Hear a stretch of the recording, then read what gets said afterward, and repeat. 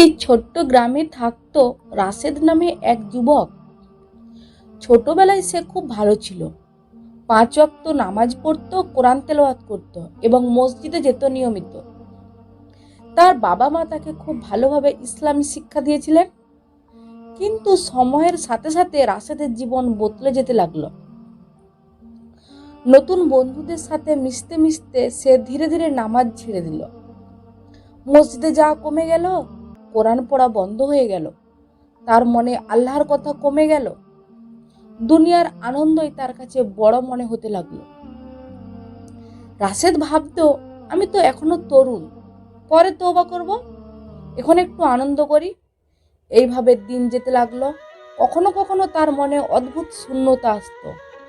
মনে হতো যেন তার জীবনে কিছু একটা নেই, কিন্তু সেই অনুভূতিকে গুরুত্ব দিত না। একদিন রাতে হঠাৎ তার মা তাকে বললেন, বাবা, মানুষ যতই বড় গুনাহ করুক, আল্লাহর দরজা সবসময় খোলা থাকে। তওবা করলে আল্লাহ সব মাফ করে দেন।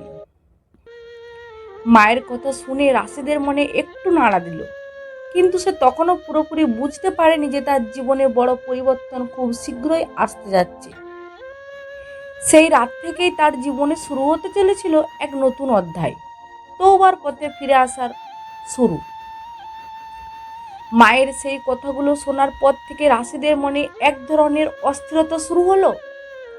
আগে সে বন্ধুদের সাথে আড্ডা, গান বাজনা আর দুনিয়ার কাজে ব্যস্ত থাকতো, কিন্তু এখন মাঝে মাঝে সে চুপচাপ হয়ে যেত। একদিন রাতে সবাই ঘুমিয়ে পড়ার পর রাশেদ একা বসেছিল। হঠাৎ তার মনে পড়ল ছোটবেলার দিনগুলো। তখন সে ফজরের নামাজ পড়ে মসজিদে যেত, ইমামের কণ্ঠে কোরআন শুনতো। সেই দিনগুলো মনে পড়তেই তার বুকটা ভারী হয়ে উঠল। সে ভাবতে লাগলো, আমি এত দূরে চলে গেলাম কেন? আল্লাহ কি আমাকে ক্ষমা করবেন? পরের দিন বিকালে রাশেদ বাজারে যাচ্ছিল। রাস্তার পাশে একটি মসজিদ থেকে কোরআনের তেলাওয়াতের আওয়াজ ভেসে আসছিল। সেই সুর তার হৃদয়কে যেন ছুঁয়ে গেল।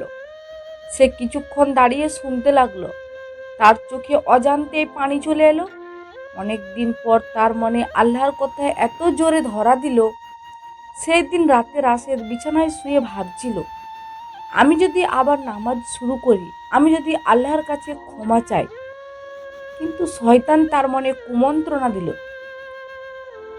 তুমি তো অনেক গুনাহ করেছো, তোমাকে আল্লাহ ক্ষমা করবেন না। এই দ্বন্দ্বের মাঝে রাশেদ ঘুমিয়ে পড়ল, কিন্তু তার হৃদয়ে তখন একটি আলো জ্বলে উঠতে শুরু করেছে, তওবার পথে ফিরে আসার আলো। একদিন রাশেদ বাজার থেকে ফিরছিল। পথে সে দেখল গ্রামের এক পরিচিত মানুষের হঠাৎ অসুস্থ হয়ে পড়েছে। কিছুক্ষণ পর খবর এলো যে তিনি মারা গেছেন। এই খবর শুনে রাশেদের মন কেঁপে উঠল। সে ভাবতে লাগলো, মৃত্যু তো হঠাৎই চলে আসে। যদি আজ আমার মৃত্যু হয়ে যায়, আমি কি আল্লাহর সামনে জবাব দিতে পারবো? সেই দিন রাতে তার মনে ভয়, অনুশোচনা আরো বেড়ে গেল। পরের দিন ফজরের আগে রাশেদের ঘুম ভেঙে গেল। অনেক দিন পর তার মনে হলো মসজিদে যাবে। সে ধীরে ধীরে মসজিদে গেল। আজান শুনে তার হৃদয় কেঁপে উঠল।